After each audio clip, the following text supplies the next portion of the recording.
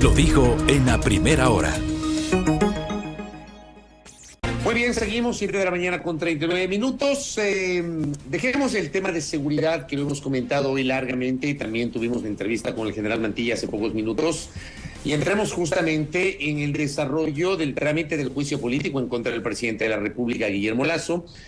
El jueves pasado, primero, el presidente Lasso envía una notificación a la Comisión de Fiscalización. El presidente se da por notificado y le pide...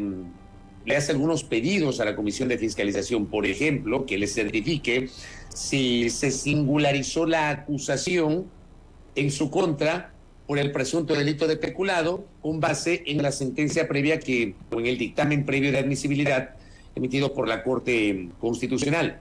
Por citar un ejemplo, además que nombró al doctor Edgar Neira Orellana como su procurador, recordando a la audiencia que la Ley Orgánica de la Función Legislativa le permite al presidente en esta etapa del juicio político, o sea, la sustanciación en la Comisión de Fiscalización, designar un representante, en este caso un procurador, que será justamente el mencionado abogado. Luego la comisión le ha notificado al presidente de la República y, digamos, aquí la pregunta es si están corriendo o no los 10 días que establece la Ley Orgánica de la Función Legislativa. De hecho, hoy a las 4 de la tarde se reunirá la Comisión de Fiscalización. La asambleísta Ana Belén Cordero está conectada con nosotros. Ella es vicepresidenta de la Comisión de Fiscalización y Control Político. Legisladora, bienvenida, buenos días. Les saludamos Belkis Sánchez y quien le habla Fabricio Vela. ¿Cómo le va? Buenos días, Belkis y Fabricio. Un saludo a todos los radioescuchas y gracias por la invitación. Bienvenida. Gracias a usted por la gentileza de atender esta invitación. A ver, empiezo preguntándole, ¿están o no corriendo los 10 días que establece la Ley Orgánica de la Función Legislativa para que tanto el presidente Lasso cuanto los 4 solicitantes del juicio político presenten las pruebas de descargo en el caso del mandatario y de cargo en el caso de los solicitantes? Asambleísta Cordero. Están corriendo los 10 días. De hecho, desde que el presidente se dio por notificado el día jueves de la semana anterior y acto seguido la Comisión de Fiscalización procedió a notificarlo al presidente, así como a los proponentes del juicio político, empiezan a decurrir desde el día siguiente, esto es, desde el día viernes pasado, los 10 días que tiene el presidente de la República para presentar su escrito de defensa y sus pruebas de descargo, así como los señores proponentes de presentar pruebas de cargo, pero debo aclarar un tema muy importante. Son pruebas de cargo que se conoce en la jurisprudencia y en las leyes como pruebas nuevas. ¿Qué quiere decir? Pruebas nuevas, de acuerdo a la doctrina, la jurisprudencia y al código alternativo que es, supletorio, que es el COGEP, se entiende como pruebas que no han sido conocidas al momento de la presentación de la demanda política o que no hubiesen podido ser conocidas a ese momento. Y luego la Comisión de Fiscalización también dentro de este plazo tiene la potestad de presentar pruebas de oficio para que sean conocidas. De hecho, hoy vamos a sesionar, como usted mencionó, con una pequeña corrección, no a las 4, sino a las 6, porque algunos legisladores no conseguían pasajes aéreos, a las 6 de la tarde, para conocer esas pruebas presentadas por algunos legisladores, así como también el escrito del presidente de la República, que fue enviado el día jueves en horas de la tarde. Asambleísta Cordero, bienvenida nuevamente, buenos días. A propósito de algo que usted acaba de citar en esta primera parte de la intervención, le consulto, antes de avanzar ya a fondo en los otros temas, ¿hacer uso de la norma supletoria, en este caso el COGEP, era pertinente a propósito de esta actuación que tuvo en su momento el presidente de la Comisión de Fiscalización, Fernando Villavicencio, en el marco del trámite de este juicio? Mire, la Ley Orgánica de la Función Legislativa es la norma principal que rige todos los procesos y el quehacer legislativo. Sin embargo, cuando no existe claridad sobre determinados temas de índole procesal, sobre todo porque la Comisión de Fiscalización nos ha pasado constantemente que hay muchos vacíos legales, en el caso concreto del juicio político del presidente de la República también los hay, y en el caso puntual de recibir un dictamen de admisibilidad de la Corte Constitucional que delimita hechos y pruebas, era necesario y era pertinente acudir a normas supletorias para llenar ese vacío. ¿Y a qué me refiero en concreto a la ciudadanía que nos escucha? Que la demanda política planteada por los 4 proponentes versaba sobre también otros hechos que nada guardaban relación con lo que estableció el dictamen de la Corte Constitucional. Esto es un presunto peculado por el contrato entre Flopec y Amazonas Tankers. Habían hechos relacionados a otros temas y que los proponentes en este caso tenían no solamente que haber puntualizado cuáles eran esos hechos, sino singularizar cuáles eran las pruebas que iban a sustentar esos hechos. No lo hicieron, eso ya le corresponde a la Corte Constitucional dar el adecuado seguimiento que corresponde. Hay un pedido que hace el presidente de la República en este oficio que ustedes van a conocer hoy a las 6 de la tarde, y gracias por la actualización de la información. No será a las 4 sino a las 6, la sesión de la Comisión de Fiscalización.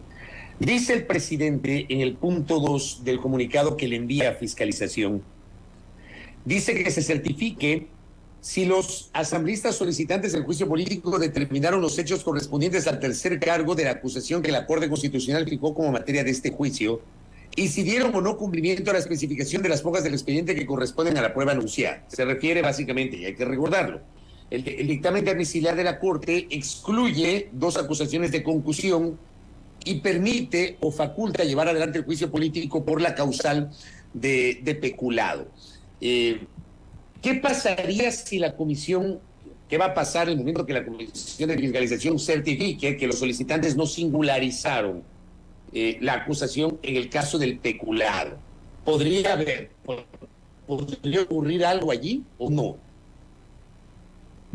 Mire, lo que podría ocurrir en caso, no creo que porque no hayan singularizado o porque no hayan pormenorizado, digamos así, podrían caer en un desacato. Lo que sí puede ocurrir en caso de que se pretenda desde distintos sectores políticos y desde parte de distintos legisladores, se pretenda, eso sí, sustanciar el juicio político por otros hechos ajenos al presunto peculado entre el contrato entre Amazonas Tankers y Flopec, caer en un desacato de dictamen de la Corte Constitucional. Ya lo anunció un legislador del Partido Social Cristiano en un medio de comunicación, indicando que también solicitará prueba por unos negocios de algún, entiendo que bonos Brady, así mencionó. Nunca he escuchado que eso haya establecido la Corte Constitucional. La Corte Constitucional no es un mero filtro administrativo, como mencionó también el legislador social cristiano. Es justamente la Corte de Cortes con sus argumentos jurídicos que nosotros dijimos desde un inicio. Respetaremos a cabalidad, y respetar a cabalidad el dictamen de la Corte no solamente implica tramitar el juicio político, sino que también implica cumplir sus considerandos. Y en el acápite 95, casi al final del dictamen, señala precisamente que no podrán sustanciarse el juicio político al presidente de la República por otros hechos distintos, porque son mínimamente verosímiles. Asambleísta Cordero, a pesar de que el juicio político es un mecanismo constitucional, está consagrado en la Constitución de la República, usted ha calificado a este proceso que hoy se sigue como un show. ¿A qué se refiere cuando dice que hay legisladores con hambre atrasada? Justamente es lo que yo mencioné públicamente ante medios de comunicación el día que abocamos conocimiento al juicio político. Se trata de un hecho bastante peculiar en la historia republicana de nuestro país. Recordemos que el último juicio político a un presidente de la República se dio hace 90 años, incluso en un sistema, una estructura del Estado distinta a la actual. En ese entonces, hace 90 años, existía primero un sistema bicameral en la legislatura y segundo, el que elegía el presidente de la República en ese momento era el Congreso o el Parlamento o el Legislativo, no en estos momentos que existe un sistema primero hiperpresidencialista producto de la Constitución de 2008 de Rafael Correa, y segundo, no existe un sistema parlamentario que es el que designa al presidente de la República. Con estos antecedentes hemos dicho que ese informe de mentiras, aprobado con 104 votos, que luego fue presentado a un juicio político con 59 firmas, y hoy hay algunos legisladores que están levantando sus voces justamente porque no logran evidenciar causales para llevar a juicio político al primer mandatario, finalmente se convierte en un show político, y que muchos legisladores, no todos, pero muchos de ellos, pretenden entrar por la puerta trasera de Carondelet, lo que no consiguieron en las urnas. Tienen hambres atrasadas de poder, hambres atrasadas porque no saben ser otra cosa que ser gobierno, y les cuesta mucho ser oposición, y oposición seria y responsable.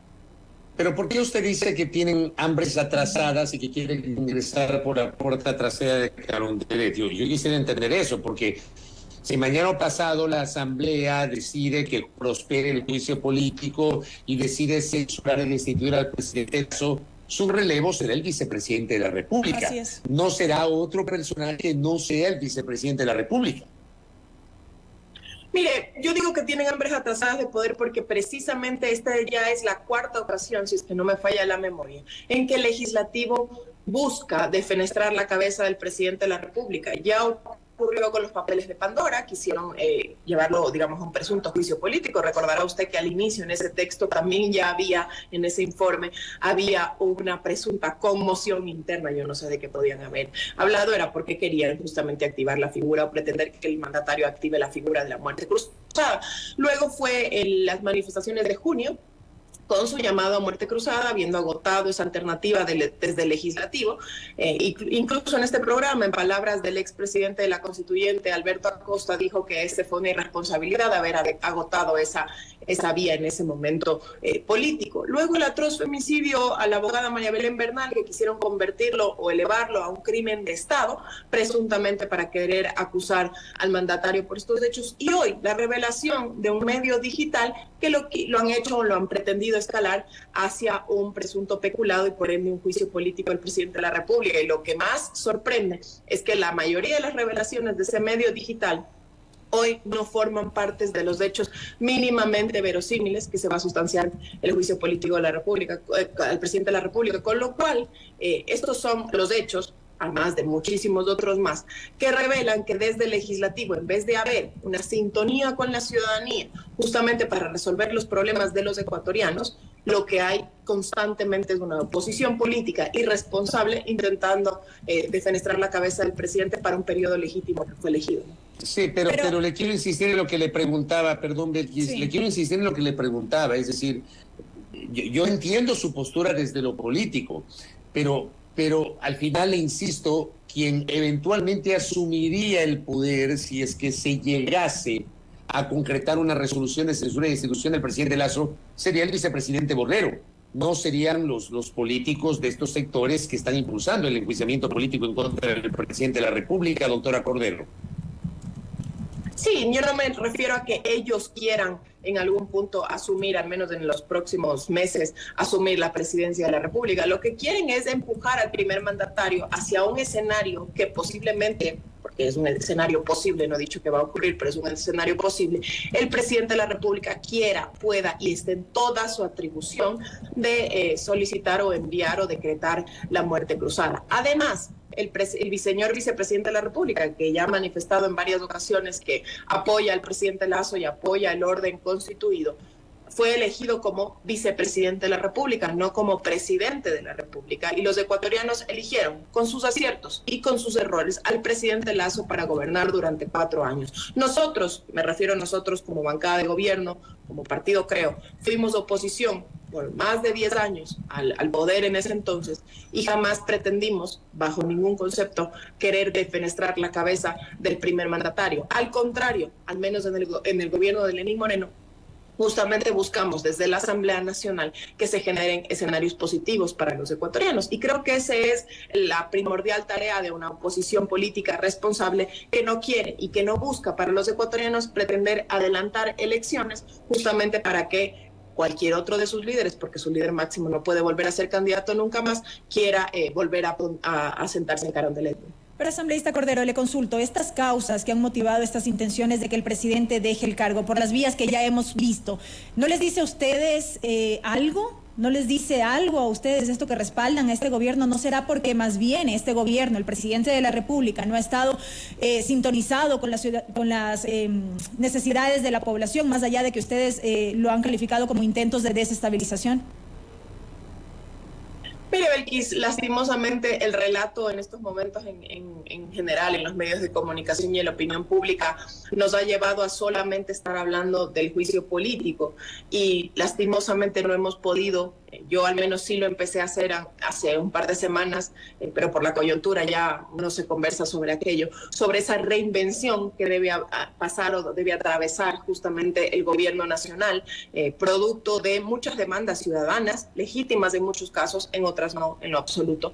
Muchas demandas ciudadanas por ejemplo, ya haber puesto la casa en orden, haber puesto en orden el tema del déficit fiscal, el endeudamiento y continuar abriendo la llave desde lo social. Eso es una de las reinvenciones más importantes que debe hacer y que debe continuar haciendo este gobierno, además, por ejemplo, de ciertos giros de timón al interior del gabinete. Han ocurrido unos cuantos.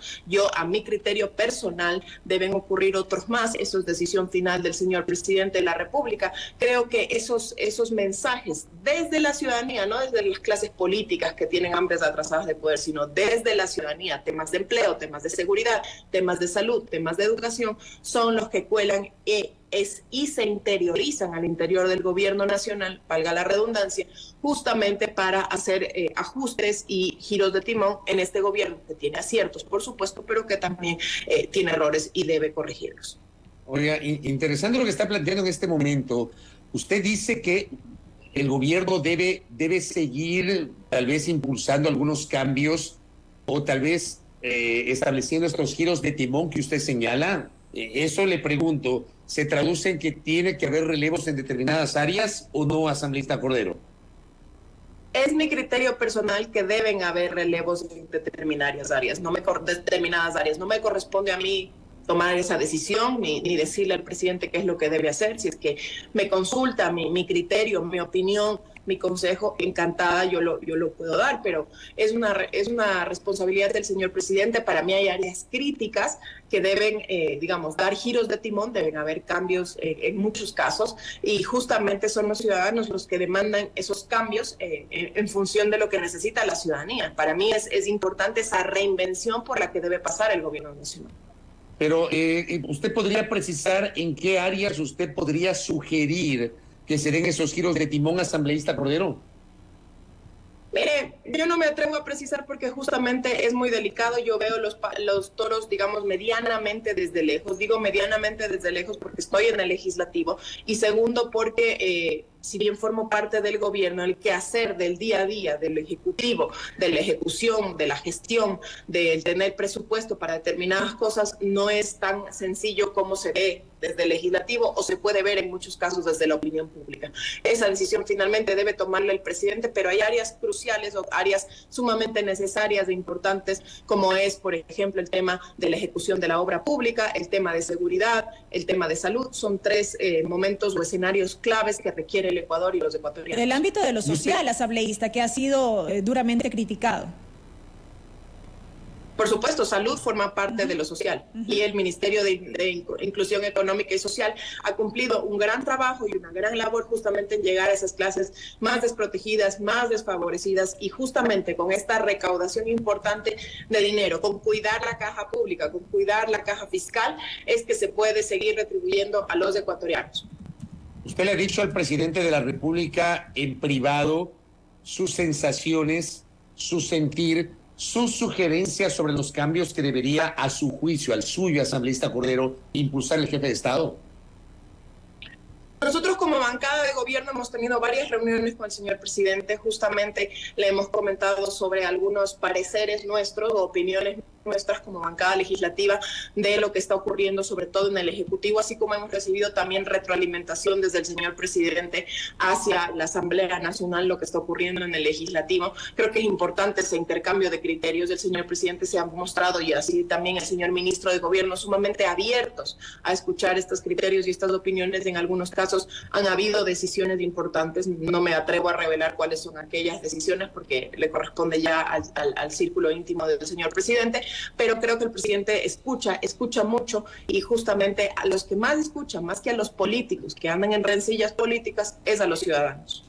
El presidente sí escucha a los ciudadanos, asambleísta Cordero, por ejemplo, cuando se trata de cambios. El presidente está en territorio 4 de los 7 días a la semana, y eso es importante recalcar a la ciudadanía, que el presidente fue elegido justamente por 4 años por los ciudadanos, y está 4 de los 7 días en los que trabaja a la semana el señor presidente con los ciudadanos, entregando obra, escuchando justamente sus preocupaciones, y parte de escuchar esas preocupaciones es interiorizar y decir, mire, estos ciudadanos requieren estoy poniendo un ejemplo, requieren X necesidad, algún tema de salud, algún tema educativo, justamente él despacha al ministro del ramo de salud, de educación, al que fuese, y justamente se dan soluciones a aquellos problemas. Yo creo que es importante no solamente despachar desde el escritorio, sino desde el territorio, como el presidente Lasso lo hace.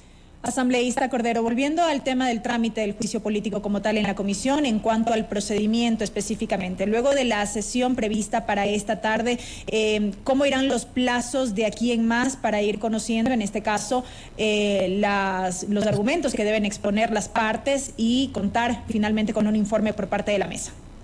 Recapitulemos un poco, por favor. Sí, nosotros esta tarde, a las 6 de la tarde, conoceremos tanto el escrito que presentó el señor presidente el día jueves, así como todas las pruebas solicitadas de oficio por los legisladores miembros de la comisión. Entiendo que han presentado pruebas la asambleísta Cuero, la asambleísta Molina, la asambleísta Pablo Muentes, el asambleísta Villavicencio, yo en lo personal también he presentado, y justamente conoceremos esas pruebas. Igual sigue decurriendo el plazo hasta el día domingo, porque tanto el señor presidente como los miembros de la comisión podemos solicitar esas pruebas y, como dije hace un momento, los asambleístas proponentes pueden solicitar pruebas nuevas. Con estos antecedentes, hasta el día domingo nosotros tendremos ya un escenario más o menos claro de cómo o de cuáles y cuántas serían las pruebas, tanto testimoniales, documentales, periciales, que se actuarán después de la próxima semana, es decir, en una semana, para tener un borrador de cronograma tanto de comparecencias como de actuación de prueba de cargo y de descargo. Más o menos el día domingo hemos pedido al equipo técnico de la comisión que elabore este borrador de cronograma para tener una idea sobre cómo serán los siguientes 10 días de actuación de prueba, y luego de ello el periodo de actuación de prueba concluye con lo que se conoce judicialmente como una presentación de alegatos o en la comisión de fiscalización una exposición de argumentos tanto de los 4 proponentes como de la defensa del señor presidente de la República, para que después de concluido ese plazo tenemos 10 días para la elaboración de un informe. En su caso particular, asambleísta Cordero, ¿qué tipo de pruebas, quiero entender el término, ha presentado o va a solicitar que se presenten? Yo solicité ya ayer en horas de la noche al señor presidente de la Comisión de Fiscalización algunas pruebas, ya le voy a detallar sobre en qué consisten esas pruebas, justamente para que la comisión, el pleno de la comisión, que es el máximo órgano, las conozca hoy a las 6 de la tarde y se dé paso a solicitar a los organismos correspondientes. Yo en lo particular solicité pruebas, por ejemplo, a Flopec sobre los estados de resultados. Para mí es sumamente importante, más allá de las utilidades que ha generado la empresa en los periodos desde su existencia, al menos desde 2012 hasta la fecha. Es muy importante conocer este contrato de Amazonas Tankers, que es el que forma parte del proceso, qué tipo de utilidades ha generado en el 2021, en el 2022 y en el pasado. Recordemos que esta empresa antes tenía otro nombre y otra personería jurídica. Yo he solicitado que la empresa Amazonas Tankers y su antecesora qué utilidades puntuales ha generado para la empresa Flopec y por ende para los ecuatorianos. Ese es un ejemplo de los pedidos de información que he solicitado. Además he solicitado también los informes jurídicos y financieros de parte de Flopec para dar cumplimiento a las 13 recomendaciones que planteó Contraloría General del Estado a este contrato en concreto en Flopec, asimismo como el informe de cumplimiento de las 13 recomendaciones que dio Flopec en su momento de la Contraloría General del Estado, entre otras pruebas importantes y necesarias para lograr demostrar, en mi caso concreto, que el presidente de la República no tuvo ni ha tenido responsabilidad política en un presunto delito de peculado que podría haber cumplido un tercero en caso de que así lo ha hecho. Y otro tema muy importante que la ciudadanía conozca: durante el gobierno del presidente Lasso, la ex gerente general de Flopec, Pilar Ferri, en el mes de septiembre de 2021 presentó una denuncia por presunto peculado justamente durante el gobierno de Lasso. Entonces, ¿que se han tomado acciones? Sí. ¿Que se ha dado cumplimiento a la Contraloría? Sí. De hecho, ¿cómo puede existir un presunto peculado si se cumplen, 1, recomendaciones de Contraloría y 2, se generan utilidades para la empresa y para los ecuatorianos? Correcto, asambleísta Cordero. Gracias por el tiempo. Expectantes de lo que pase hoy en la Comisión de Fiscalización. Que tenga un buen día. Encantada, buenos días. Buena jornada. Gracias, Ana Belén. La Comisión de Fiscalización. Primera plana. Todas las noticias, todas las voces.